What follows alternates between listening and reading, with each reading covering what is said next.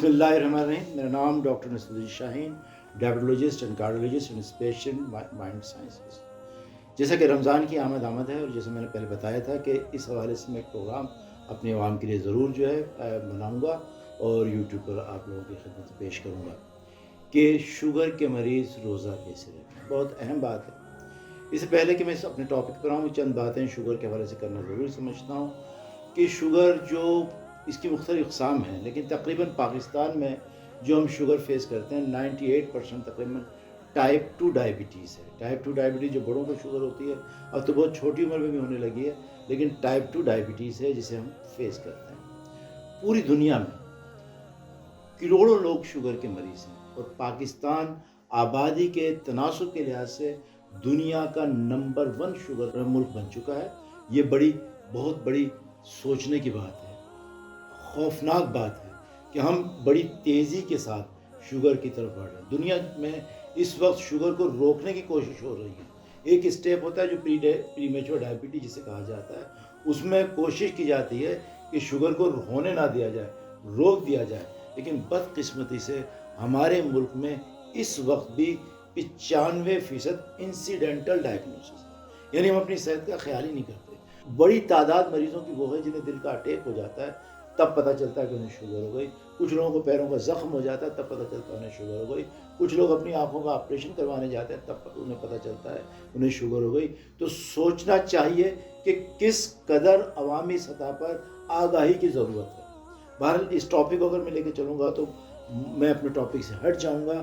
मैं फिर अपने उसी मौजू पर आना चाहूँगा कि शुगर में रोज़ा कैसे रखें। शुगर में एक तो बड़ी तादाद बात यह है कि बहुत बड़ी शुगर के मरीज़ों की तादाद वो है जो रोज़ा रख सकती है और उसमें जो है उनकी शुगर अच्छी मैनेज हो और इस मैनेज होने के साथ साथ उन्हें फ़ायदा होगा। लेकिन शर्त वही है कि इसकी आगाही का होना बहुत इंतहाई ज़रूरी है। बात यह है कि हमें, क्योंकि ये एक मजहबी मसला भी है और मेडिकल साइंस का मसला भी है, लिहाजा पूरी दुनिया के फुक़हा, मुफ्तिहान, इनसे मिलकर, जिसमें हर फ़िक़ा के आलिम दीन की राय शामिल है और पूरी दुनिया के जो है तस्लीम शुदा बड़े बड़े डॉक्टर्स जिनका शुगर के जो मौजू पे जो स्पेशलाइजेशन रखते हैं, उनके हवाले से एक स्टडी तरतीब दी गई जिसके मुताबिक शुगर के मरीज़ रोज़ा कैसे रखें ये प्रोग्राम किया जाता है। मुख्तलिफ मैं पिछले दिनों KIG में प्रोग्राम कर चुका हूँ। यकीन रमज़ान को मेरा प्रोग्राम रिजवान मस्जिद में बाद नमाज़ ज़ोहर होगा। कल एतवार के रोज़ ईसा लेबॉर्ट्री में मेरा प्रोग्राम होगा। तो ये प्रोग्राम बहरहाल चल रहे हैं, लेकिन आप हज़रात की खिदमत में ये प्रोग्राम मैं पेश करना चाहूँगा। तो अव्वल तो सबसे पहले बात समझ लीजिए कि रोज़ा हर मुसलमान पर फ़र्ज़ है। जैसे कि अल्लाह ताला ने फरमाया, या अय्युहल्लज़ीना आमनू कुतिबा अलैकुमुस्सियाम कमा कुतिबा अलल्लज़ीना मिन क़ब्लिकुम लअल्लकुम तत्तक़ून। ए ईमान वालो, तुम पर रोज़ा फ़र्ज़ किया गया है जैसा कि तुमसे पिछली उम्मतों पर फ़र्ज़ किया गया था, ताकि तुम पर तक़वा और परहेज़गारी पैदा हो। रोज़ा एक ऐसी चीज़ है कि ये रोज़ा जो जिस महीने में आता है, उस महीने में अगर एक इंसान रोज़ा ना रखे और सारी ज़िंदगी रोज़ा रखता रहे तो उस रोज़े की फ़ैज़ व बरक़ात को हासिल नहीं कर सकता। ये एक मुसलमान का क्योंकि ईमान है और इस हवाले से रोज़ा बड़ी अहम चीज़ है। लेकिन अल्लाह ताला ने दीन में जो है सहूलत भी दी है। बाज़ मरीज़ ऐसे होते हैं जो बहुत आसानी से रोज़ा रख सकते हैं, लेकिन वो समझते हैं क्योंकि हमें शुगर हम रोज़ा रखना ही नहीं है। ये भी सही बात नहीं है। बाज़ मरीज़ ऐसे होते हैं जिन्हें डॉक्टर मना करता है और उन्हें मना हो जाना चाहिए, रोज़ा उनके लिए मुनासिब नहीं, क्योंकि अल्लाह ने आपको सहूलत दी है कि 2 लोग जो मुसाफिर हों और बीमार हों, बीमारी का तयन डॉक्टर ने करना है कि किस किस्म के बीमार।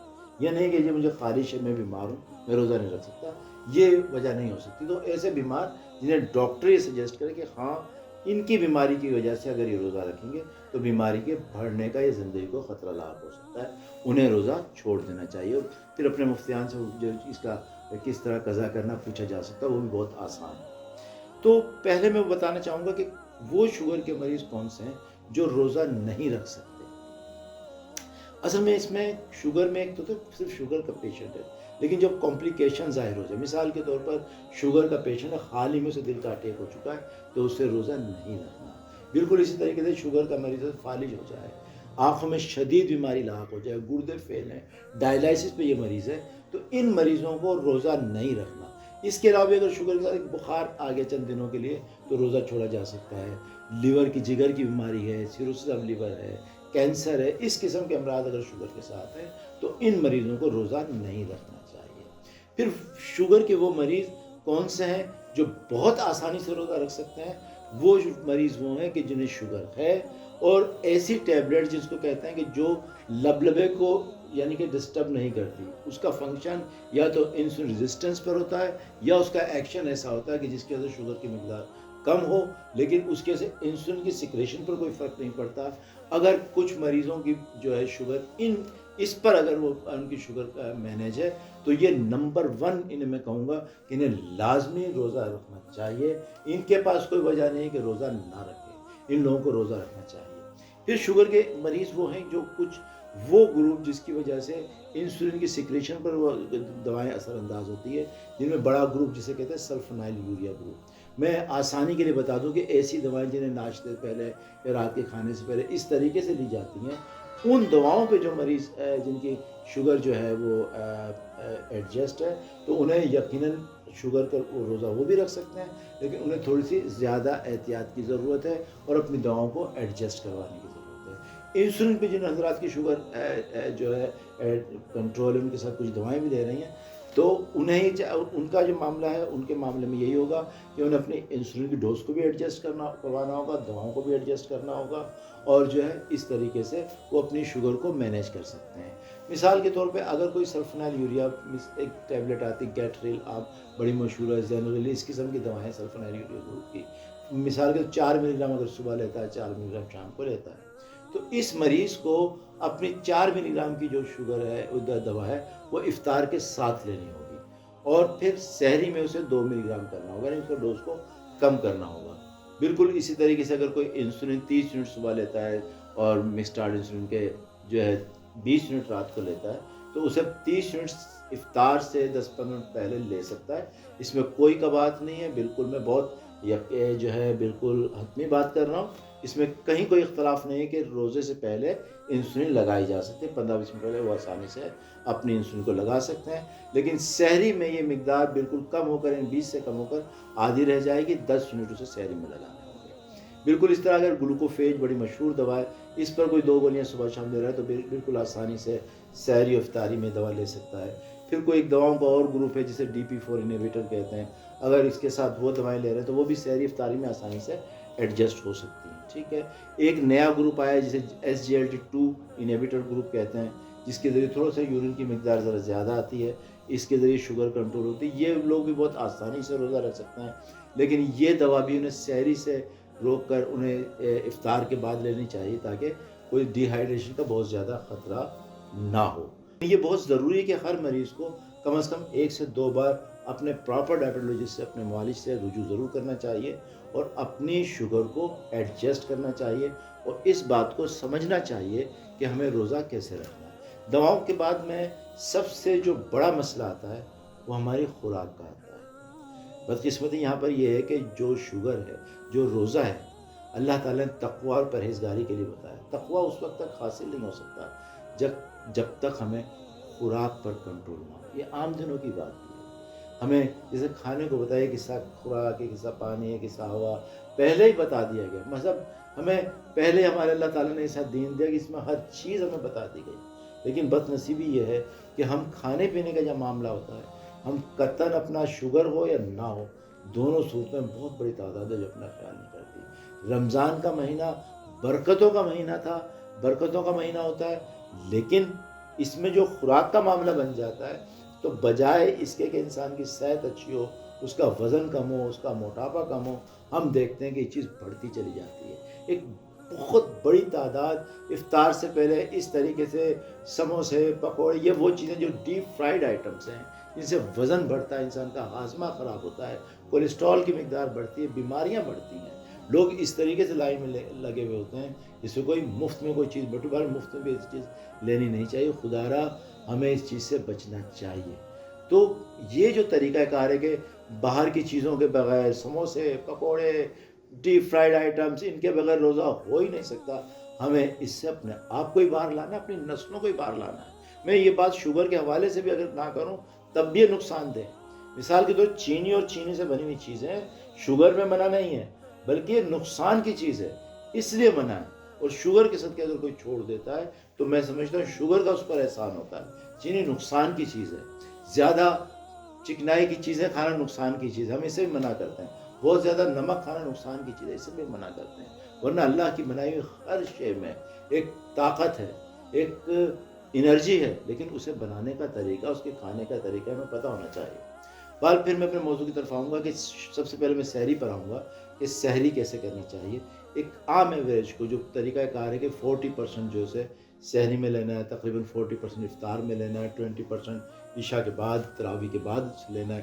تو اگر وہ شخص اگر سحری کرتا ہے، ایک عام انسان جسے ایوریج 60-70 kg کا جو ایک خاتون یا مرد ہوتا ہے، اسے ہم کہتے ہیں کہ ایک پراٹھا اور سالن لے لیں۔ میں بہت سادگی سے بتانا چاہ رہا ہوں، میں ورنہ کاربوہائیڈریٹ، فیٹ، پروٹین اگر اس طریقے سے بتانا چاہوں گا تو عام انسان تک میرا صحیح میسیج نہیں پہنچے گا۔ اس کے بعد اصل مسئلہ یہ آ جاتا ہے کہ شوگر کو مانیٹر کیسے کیا جائے۔ شوگر کو مانیٹر کرنا یہی ہے کہ دوپہر میں کبھی ظہر کے وقت اپنی مانیٹر کر سکتا ہے، عصر سے پہلے دیکھا جا سکتا ہے، کبھی افطار کے 2 گھنٹے بعد مانیٹر کر لیں، کبھی سحری میں مانیٹر کر لیں، کبھی سحری کے 2 گھنٹے بعد دیکھ لیں۔ تو یہ جو تقریباً 100 اور 200 کے بیچ میں شوگر ہوگی تو بہت بہترین ہوگی۔ اس کے ساتھ ساتھ کچھ جیسے اٹال اسٹڈی ہے، اس میں بتایا جاتا ہے کہ اگر کبھی کسی انسان کی شوگر جو ہے وہ سحری کے 2 گھنٹے بعد 100 یا اس سے کم ہو جائے تو چاہے تو روزہ افطار کر سکتا ہے۔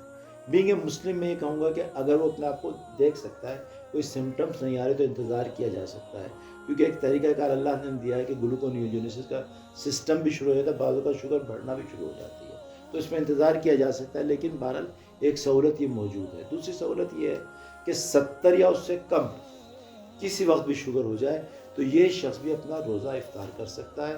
اس میں ہم افطار کا لفظ استعمال کرتے ہیں، توڑنے کا لفظ استعمال نہیں کرتے، اور اس کی قضا پھر ایک ہی روزہ ہوگی۔ اور لیکن یہاں بھی بات وہی آ جاتی ہے کہ یہ انٹرنیشنل اسٹڈی ہے۔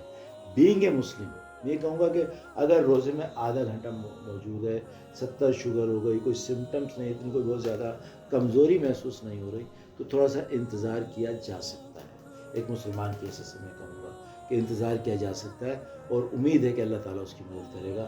لیکن اس کے ساتھ ساتھ یہ بھی ہے کہ 2 بجے 2:30 بجے اگر شوگر 70 ہو جاتی ہے تو وہ گلوکوز کی ٹرپ لگا سکتے ہیں، ڈیکسٹروز کے انجیکشن لگا سکتے ہیں۔ اس طرح کی بے حد سہولیات موجود ہیں۔ ان سہولیات کی روشنی میں اب شوگر کے ہر مریض کے پاس یہ بہانہ نہیں ہو سکتا کہ وہ روزہ نہیں رکھ سکتا، بالکل وہ روزہ رکھ سکتا ہے۔ یہاں میں یہ بات بھی ذکر کرنا ضرور سمجھوں گا کہ دیکھیں، میں یہ پیغام دیتا ہوں کہ ڈاکٹرز کی بات ڈاکٹر سے پوچھیں، اور مذہب کی بات علماء کرام سے پوچھیں۔ جتنی بات ہو رہی ہے اس میں کہیں کوئی ایسی بات نہیں ہے کہ میں اپنی طرف سے بیان کر رہا ہوں۔ بالکل ایسے ایک معاشرے کی بہت بڑی تعداد وہ ہے جو یہ سمجھتی ہے کہ رمضان کے روزے کی حالت میں شوگر چیک نہیں کی جا سکتی۔ میں بالکل فرینکلی بتا رہا ہوں کہ کسی بھی فقہ میں ایسا نہیں ہے کہ رمضان روزے کی حالت میں شوگر چیک نہیں کی جا سکتی۔ کچھ فقہ یعنی کہ اس میں کے نزدیک وضو ٹوٹ جاتا ہے، اور کچھ کے نزدیک ایسا بھی نہیں ہوتا۔ بہرحال روزہ بالکل نہیں ٹوٹتا، اور یہ جو پیغام ہے بالکل اپنے علماء کرام سے بھی آپ پوچھ سکتے ہیں۔ تو یہ بالکل ذہن میں رکھیں کہ شوگر کی حالت میں، روزے کی حالت میں شوگر چیک کرنے سے روزہ قطعاً نہیں ٹوٹتا، اس میں کہیں کوئی اختلاف نہیں ہے۔ اس پیغام کو بھی ضرور سنیں اور آگے تک پہنچائیں۔ بہرحال جتنی گفتگو ایک ویڈیو کے ذریعے میں آپ کو دے سکتا تھا میں نے دینے کی کوشش کی ہے۔ پھر بھی ہر پیشنٹ کا ایک انڈیویجول پلان ضرور ہوتا ہے۔ میں آپ سے یہی کہوں گا کہ اپنے ڈاکٹر سے ضرور رجوع کریں، اور اپنے آپ کو ایک بار دکھائیں، اپنی شوگر کو چیک کریں، اپنی پلان لیں، اپنی پالیسی لیں کہ ہمیں روزہ کس طریقے سے رکھنا ہے۔ اور مجھ سے جو رابطہ کرنا چاہیں ضرور رابطہ کریں۔ اپنا بہت خیال رکھیے گا۔ بہت بہت شکریہ۔ السلام علیکم۔